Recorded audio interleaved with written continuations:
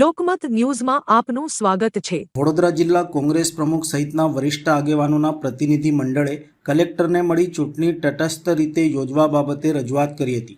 વડોદરા જિલ્લા કોંગ્રેસ પ્રમુખ જસપાલસિંહ પડિયારે જણાવ્યું હતું કે જે પ્રકારે સમગ્ર ગુજરાતે જોયું છે, દરેક જિલ્લા શહેરમાં કોંગ્રેસના ઉમેદવારોને ધાકધમકી, લોભ લાલચ જે પ્રકારે ફોર્મ ખેંચવા માટે જે મથામણો કરવામાં આવી છે તે સમગ્ર ગુજરાતે જોયું છે અને અમારા ઉમેદવારો હતા તે કહેતા હતા કે કંઈક ને કંઈક રીતે આ વિભાગમાંથી અમને ફોન આવ્યો, જૂના કેસો ખુલવાની વાતો થાય છે, એવા અનેક પ્રકારના ધાક ધમકી ભર્યા ફોનો આવતા હતા।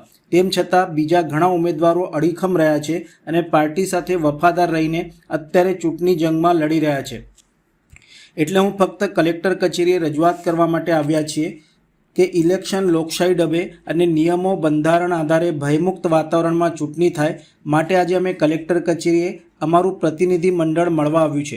આગેવાન મુબારક પટેલે આક્ષેપો સાથે જણાવ્યું હતું કે જિલ્લાના આગેવાનો, મતદારો, સામાજિક આગેવાનોએ જોયું છે કે સ્થાનિક સ્વરાજ્યના જે ઇલેક્શન છે એ પોલીસ ઇલેક્શન લડતી હોય તે રીતે અમને જણાઈ આવે છે। ફોર્મની ચકાસણી તારીખ હતી ત્યારથી ફોર્મ ખેંચવાની જે મુદત હતી ત્યાં સુધી પોલીસ ડિપાર્ટમેન્ટ ખડે પગે રહ્યું છે। ગુનેગારોને પકડવાની જગ્યાએ આગેવાનોને ધાક ધમકી આપેલ છે। તદુપરાંત ઇલેક્શન લડતા ઉમેદવારો, ટેકેદારોને ધાક ધમકી આપવામાં આવી હતી, પોલીસ મથકે બોલાવાતા હતા અને આખી રાત સુધી પોલીસ મથકે બેસાડવામાં આવતા હતા। પોલીસ ભાજપના ઇશારે કામ કરી રહી છે એ અંગે કલેક્ટર સાહેબને પૂછવું છે।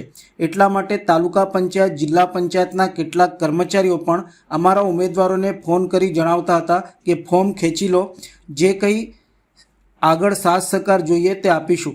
ધાક ધમકીના આક્ષેપો કરી કાયદેસરની કાર્યવાહીની તેઓ દ્વારા માંગણી કરાઈ હતી। આ પ્રતિનિધિ મંડળે રજૂઆત કરી હતી। ખાસ તો જિલ્લાના મતદારોએ, જિલ્લાના આગેવાનોએ, સામાજિક આગેવાનો જોયું છે કે સ્થાનિક સ્વરાજ્યના જે ઇલેક્શન છે, નગરપાલિકા, તાલુકા પંચાયત, જિલ્લા પંચાયત, એ પોલીસ ઇલેક્શન લડતી હોય એ રીતે આપણે જણાય આવે છે કે જ્યારે ફોર્મની ચકાસણી તારીખ હતી ત્યારથી લઈ અને ફોર્મ ખેંચવાની જે મુદત હતી ત્યાં સુધી પોલીસ ડિપાર્ટમેન્ટ જે છે એ ખરે પગે રહ્યું છે। ગુનાગારી જે ડામવાની જગ્યાએ, ગુનેગારોને પકડવાની જગ્યાએ અમારા જે મતદારો જે હતા, જે આગેવાનો હતા, એમને ધમધમકી આપેલી છે। તદુપરાંત જે અમારા ચૂંટણી ઇલેક્શન લડી રહ્યા છે એ અમારા કેન્ડિડેટ અને તેમના ટેકેદારો કે જે દરખાસ્ત રજૂ કરનાર છે એમને ધમધમકી આપવામાં આવેલી હતી, પોલીસ સ્ટેશનમાં બોલાવવામાં આવતા હતા અને આખી રાત સુધી પોલીસ સ્ટેશનમાં બેસાડવામાં આવતા। એટલે આ શું પોલીસ ભાજપની છે, ભાજપના ઇશારે કામ કરી રહી છે એવું અમારે કલેક્ટર સાહેબને પૂછવું છે।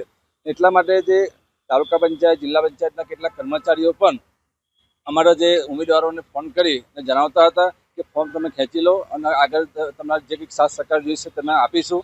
અને સરપંચશ્રીઓ જે છે જિલ્લાના, એ સરપંચશ્રીઓને પણ કહેવામાં આવતું હતું કે ભાઈ તમે કોઈ ટેકેદાર છો તો ટેકો તમારો પાછો ખેંચી લો અને જો ભવિષ્યમાં તમારો સાથ સહકાર આપીશું, જો ટેકો નહીં પાછો ખેંચો તો અમે કોઈપણ કેસમાં તમને ફસાવીશું, એવી પોલીસ દ્વારા પણ ધાક ધમકીઓ આપવામાં આવેલી છે।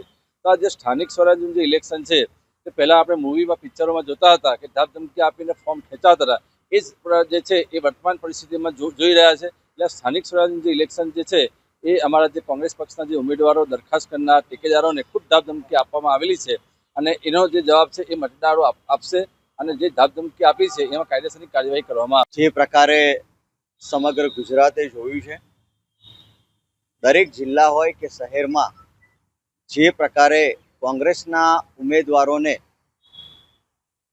ધાક ધમકી અથવા તો લોભ લાલચ જે પણ પ્રકારે ફોર્મ ખેંચાવવા માટેની જે મથામણો કરવામાં આવી એ સમગ્ર ગુજરાતે જોયું છે। અને અમારા જે ઉમેદવારો હતા એ વારંવાર કહેતા કે કંઈક ને કંઈક રીતે અમને આ વિભાગનો ફોન આવ્યો, તંત્રમાંથી, પોલીસમાંથી, આમાંથી કંઈક ને કંઈક રીતે ફોન આવે છે, અન્ય જૂના કેસો ખોલવાની વાતો થાય છે અને એક એવા અનેક પ્રકારના ધાક ધમકી ભર્યા ફોનો આવતા અમારા ઉમેદવારો પર આવતા હતા। તેમ છતાં જે બીજા બધા ઉમેદવારો હતા એ અડીખમ રહ્યા છે અને પાર્ટી સાથે વફાદાર રહીને અત્યારે ચૂંટણી જંગમાં ઇલેક્શન લડી રહ્યા છે। પરંતુ જે પ્રકારે ડભોઈમાં જે બનાવ બન્યો, વાઘોડિયામાં જે બનાવ બન્યો એ સમગ્ર લોકોએ જોયું છે। એટલે ખાસ કરીને અમારા જે ડભોઈના લોકો હતા એમાં કોઈ આમ આદમી પાર્ટીવાળા પાસે કે જેને કોઈ ત્યાં આ અમારા કોંગ્રેસના લોકો હતા અને સામે ભાજપના લોકો હતા, પરંતુ એ વ્યક્તિને કોઈ લેવા દેવા હતું નહીં, તેમ છતાં એને દ્વારા એક્ટ્રોસિટીની અમારા 2 જિલ્લા પંચાયતના ઉમેદવારો અને અમે તાલુકા કોંગ્રેસ પ્રમુખ સહિત 7 જણા ઉપર એક્ટ્રોસિટીનો કેસ કરવામાં આવ્યો છે. એટલે આ દ્રશ્યો જે છે એ સમગ્ર ગુજરાતે જોયા છે. એટલે હું ફક્ત આ એક કલેક્ટરશ્રીને રજૂઆત કરવા માટે આવ્યા છે કે આ જે ઇલેક્શન છે એ લોકશાહી ઢબે અને જે એનું બંધારણ બનાવ્યું છે, જે નિયમો બનાવ્યા છે, એ નિયમો ને બંધારણના આધારે લોકશાહી ઢબે ભયમુક્ત વાતાવરણમાં ઇલેક્શન થાય તે માટે થઈને આજે અમે અહીંયા કલેક્ટરશ્રીને અમારું જે ડેલિગેશન છે એ મળવા માટે આવ્યા.